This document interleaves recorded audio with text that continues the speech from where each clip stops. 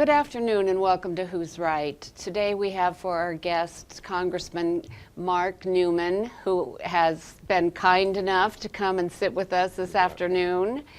And I'm so excited to have you here, and it's wonderful that you're running for the Senate seat that is being vacated by Herb Kohl. And great to be with you today. Well, thank you. Thank you very much. We know in the past you've, of course, held the congressman's seat that is now held by Paul Ryan. Right. And now, how have you decided that you wanted to go back and run for the Senate seat? You know, I look back on winning that seat for the first time. It was a 22-year Democrat seat when we won it that year. And we ran on a plan to balance the federal budget. Things at that time in our history, back in the middle 90s, were much like they are today. The debt was huge, the deficit was growing, our economy was in the tank, and people couldn't find jobs. That's right. It was similar. We had a big battle. And the battle was, should we increase the size of government to restore our economy? Or is the correct approach shrinking the size of government, lowering taxes, letting people keep more of their own money, with the assumption that when people kept more of their own money, they would either save it or spend it. And when they saved the money or spent the money, it would make our economy boom. Right. That was a philosophical battle we were having back then. I'm happy to say our side won that battle. We believe that a smaller government that was less intrusive in our lives and took less of our money, i.e. lower taxes, would lead to a booming economy. Right. And we went there with that philosophy. In 4 years, we implemented it. We got the budget balanced, we cut taxes, our economy was restored, and jobs were created. I've watched that same philosophical battle now, here and now, in this particular moment in our history. Right. We're in serious trouble. Barack Obama and Tammy Baldwin and company have added another $5 trillion to our debt. Don't you think they've made that we're really in a more precarious position right now? It is more. It is more, and I think the thing that makes it worse is we're seeing what can happen. I mean, back then we didn't have any real concrete examples of what happens if you don't get spending under control. Today we do. Greece, Italy, Ireland, the whole group of countries over there. We're seeing what can happen, and yeah, it's horrible right now. And it could get scarier. But the reason, yes, and the reason for that is that philosophical debate that we won back then, that a smaller government that took less money out of the private sector, i.e. lower taxes and balance the budget, that philosophy won back then. That is not what's going on today. What's going on today is that other philosophy won. The philosophy of building a bigger government that spends more money and taxes us more, takes money out of the private sector and puts it in the hands of government, that destroys an economy. And that's exactly what we're seeing right now today. Why would I get in the Senate race? It's because we need to balance the budget. And we need to get taxes down so people have money in their hands that they can save or spend, which will restore our economy and create jobs. Well, what do you think has to be done? What did you do then that has to be done now?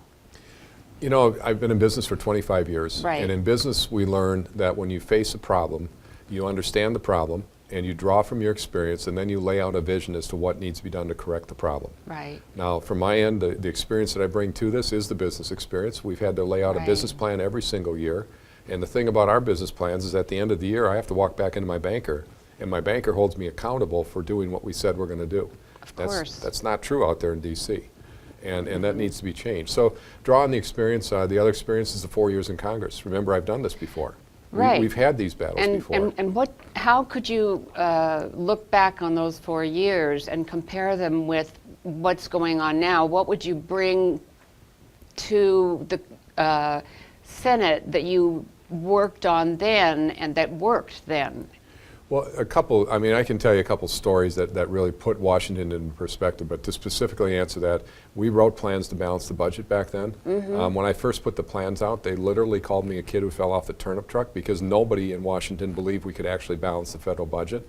We stayed on it and stayed on it and stayed on it, and eventually we did get to a balanced budget. 4 years it took, and we cut taxes, the economy boomed. Now, how did you do that? When I got there, I learned a lot about Washington, and business experience, no political experience. I got there, and some of the things I saw were just unbelievable, and we fought our way through those. Let me give you an example. Okay. When I got to Washington, D.C., every morning I had 2 buckets of ice delivered to my office door. Now, we had a refrigerator with a freezer inside, so of course we dumped the ice out every day. So I started asking, why are we getting 2 buckets of ice every day? The answer to that question was unbelievable to me. When they brought refrigerators to the Hill, when refrigerators were invented and brought into our offices on the Hill, nobody told them to quit delivering the ice, so they kept delivering 2 buckets of ice. honest, it's like, what are we doing? Why are we doing this? And then when we went to get it stopped, because obviously it's a waste of the taxpayers' money, Right. we had a debate over whether or not it was going to cost jobs for the federal union and whether or not that was going to actually hurt Oh, the my economy. word. It was Oh, like, my word. you guys, we're in debt up to our eyeballs. The debt's going to kill this nation, and we can't stop delivering buckets of ice where we have freezers inside. Amazing. You want more of what we found? Yes, tell me more. So I got assigned, there's 72 new members of Congress that year, and freshman members on the Republican side. So some of us got appointed to committees where you wouldn't normally find freshman members of Congress. One of those committees was appropriation, where I was assigned. So we got to an appropriations meeting, and they're talking about how to spend this emergency spending bill, whatever that is. What emergency spending bill? Well, yeah, wow. no, when I started hearing about building bridges with an emergency spending bill, of course, I got a little nervous, but that's, let me go past that, because there's so much there. So they go around the room as they're talking about how they're going to write this bill, and all of these members of Congress are adding something into the bill. You would call it pork barrel spending or wasteful government spending. They went around the entire table. Finally, it got to me. I was the least senior member of this group, and our chairman, Bob Livingston, says, "Mr. Neumann from Wisconsin, what would you like to put in the bill?" And I said, "Well, Mr. Chairman," I called him Mr. Chairman. I said, "Mr. Chairman, I don't want to put anything in the bill, but can I ask a question instead?" He said, "Go ahead." I said, "You're spending $3 billion. Tell me where the money's coming from." And everybody in that room looked at me like I was from another planet. Oh my gosh. Well, I told them I wouldn't vote for the bill unless somebody first, no, obviously nobody knew where the money was coming from. That wasn't part of the discussion in Washington, D.C. They just spend it. They don't think about where it's coming from. Unbelievable. So I told them I wouldn't vote for the bill until somebody told me where the money was coming from. Well, they started talking to me about how privileged I was to be on the Appropriations Committee, and that I didn't understand how politics works, because if you are a Republican on a Republican committee, you vote for the Republican bill whether you like it or not. And I said, I'm not going to do that. I mean, I'm a business guy. I'd never been in politics before. I said, I'm not going to do that. So finally, the leadership starts explaining, and for whatever it's worth, their hearts were in the right spot. They were trying to protect me. Finally, Newt Gingrich himself. Now, Newt's a brilliant man, so if any of your listeners are supporters, brilliant guy. Right. We very much disagree on this issue. Finally, Newt, he puts his arm around my shoulder, and he starts walking. He says, "Walk with me, Mark. I want to explain something to you." And he goes through this thing about how I'm supposed to be honored to be on appropriations, and if you're a Republican, you vote for a Republican bill no matter what. And I said, "Well, Newt, I can't vote for this bill till somebody tells me where the money's coming." Finally, he looks me square in the eye, just like this, and he says, "Mark Neumann, you don't get it. If you don't vote for this bill, your career in politics is over." And what came out of my mouth next, for what it's worth, I was shaken. But what came out next is I looked him back in the eye and I said, "Newt, I'm a home builder." And I turned and walked away. And it set the stage for Wow. yeah. I mean, I've told this hundreds of times, and it still rattles me every time I tell it. Yeah. It You was stood unnerving. up to him. Well, and he's probably one of the most powerful, certainly one of the 3 most powerful men in the world at that point in At time. that point, yeah. But it was the wrong discussion. Yeah. The bill came to the floor. I voted against the bill. And it's a day later, and Bob Livingston, my chairman, comes down to the House floor, and I'm sitting there watching another vote go on. He puts his arm around my shoulder, and I just add arm around the shoulder, you know you're in trouble, just so you know how that works. But anyway, he puts his arm around my shoulder, and he says to me, "Mark, I want you to go back to your office. I want you to turn off your phones. I won't want you to talk to anybody for a couple days, and you might survive because you've just been kicked off the Appropriations Committee because you didn't vote for the bill." I mean, my family's in Wisconsin. I've never been away from my beautiful wife and family for any kind of time period. It's my first government office, first public office I've ever held, and I've just been kicked off the committee. And it was a very hard time. Really tough. So Yeah. I'm back. I go back to my office. I did turn off the phones, and I didn't really want to talk to anybody at that point. I Yeah. just started thinking about it. And I wrote a letter that night. Didn't understand how the letter was actually going to play out, but I wrote a letter that was really what I felt in my heart. And what I wrote that night was, I just did what I thought was in the best interest of the United States of America and voted against the spending bill. I got kicked off a committee for doing it, and I only have one regret, and that's that I have only one committee to get kicked off of. I delivered that letter to every member of Congress, Democrat and Republican, that night. The next day, I had no vision of what would happen, but Washington just kind of erupted. Now, picture me sitting in that corner in a chair because nobody wanted to talk to me because I had just been punished. Right, of But course. what did happen that day changed this country. 25 members of our freshman class, they went to Newt Gingrich and they said, "Newt, you just punished the guy for doing what he thought was in the best interest of this country. We're voting present on all these bills," and that meant Newt didn't have a Republican majority because these guys are all voting present.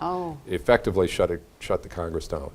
To their credit, these 25 people, men and women, went to Newt and they were serious. And Newt had to back down. He had to solve the problem.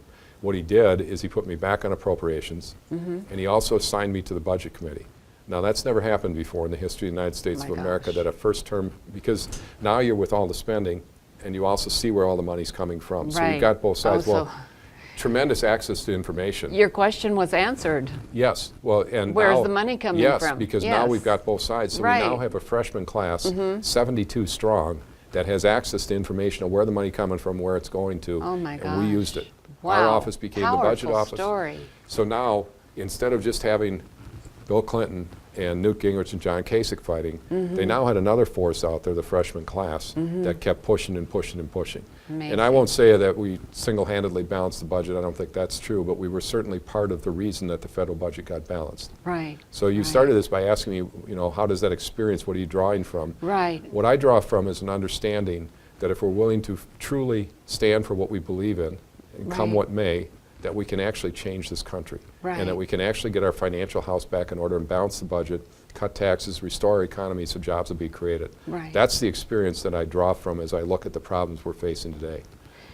And that is what it's going to take It in a is. leader. It absolutely is. And In this world at this time, in this country. There is no way around it. We are failing.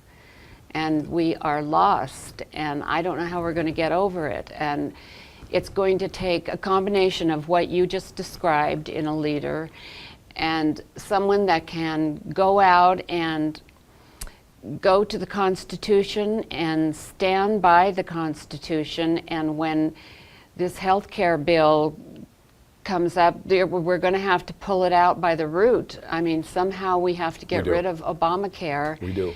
And we have to get rid of this terrible attack against our Constitution with against religion and faith that we're going through right now. What do you feel about that?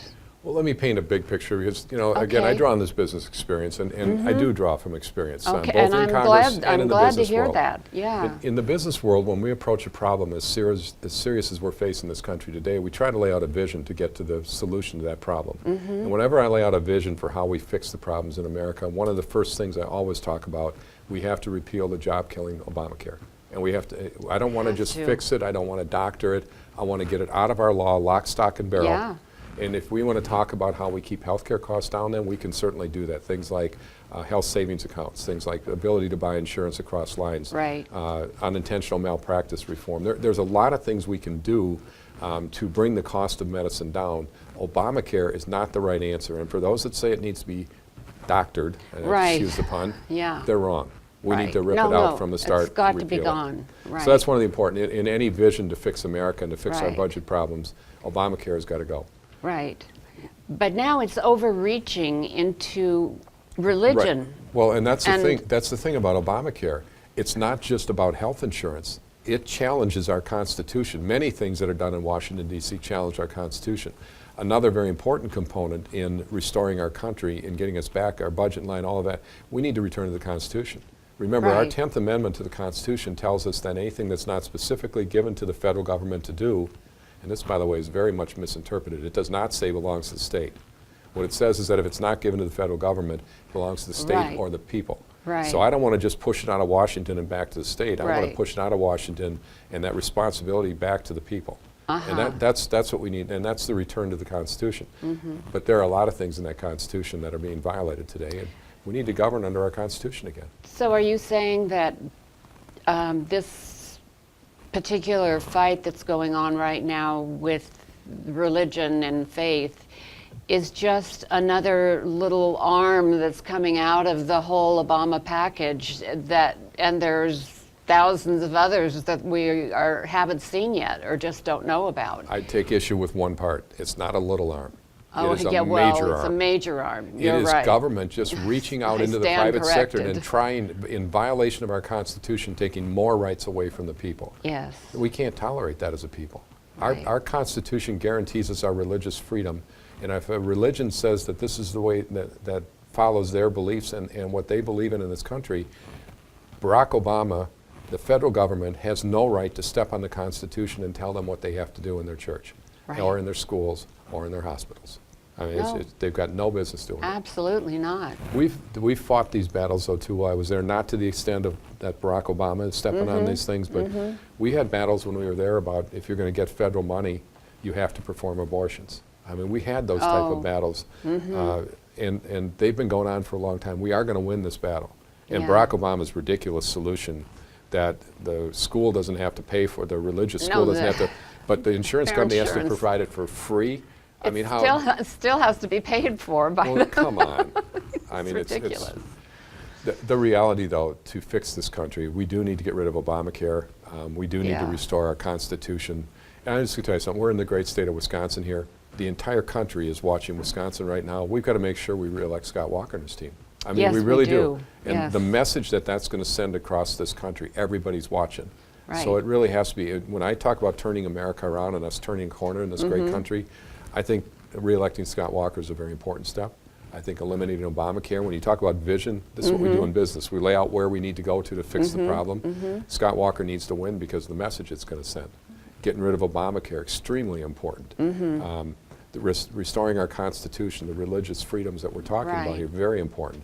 But the other thing that we haven't talked about that I think is important is that, and the fourth part of that vision would be that we have to balance our federal budget. Absolutely. We can't go on spending more money than we have. No. And I'm happy to say on your show that I have personally spent about 6 months, along with a person who helped me write budgets while I was in Washington, D.C. I've been out of this for 12 years. So while we knew the budget real well back then, it's been 12 years where I've been back in business dealing with business budgets and banks and accountability and normal reports, what we do in business. We have spent about 6 months taking the budget apart, and I mean literally taking it apart line by line and putting it Wow. back together. That's I'm happy to amazing. tell you the budget can be balanced. It can be balanced in the foreseeable future, and can be done in a way that we can actually get it through Congress. And the Amazing. last time I said this, remember, they called me the kid who fell off the Yeah, turnip that's truck. right. Okay? And I'm ready for that. I'm ready for Okay. people to look at it and say, can't be Okay. done, and we understand that the numbers work, but we don't have the political will to do it, and they'll have all the reasons it can't be done. Right. I heard all those excuses the last time, too. We're going to get them done. Yeah. Well, it's almost like I watch Obama and I feel like he's trying to collapse our whole economic society. I just feel like we're being collapsed so that we can be rebuilt into another Socialism. Yep. socialism. As the government continues to take more and more money out of your pocket, Right. and borrow more and more money of our children and our grandchildren's money, it creates a system where our economy cannot function and cannot work. That's what Right. you see in Greece today, it's what you see in Italy today, and it's what they're doing here in this country. And Right. it needs to be stopped. Because when you reach that point, then the only thing that can work is you have to rely on government, and that's where socialism kicks in. That's right. And that's where they're taking us. That's right. And that's what it's all about for most people. And I know you have a family and you have children and you care about them. We all do. And we don't want to leave our children less than what we have. The American dream is about dreaming big and bigger Yep. and Yep. saying you want more and, leaving more for your children to have. But he's taking it away. He's taking that dream away. It's like he never had it and doesn't even understand it. I think he's challenging you and me and all the people watching this show to do what Americans have done throughout generations, and that's to stand up and preserve what we have in this great country. And it's up to us to stand up and stop him from doing what he's doing. That's our job.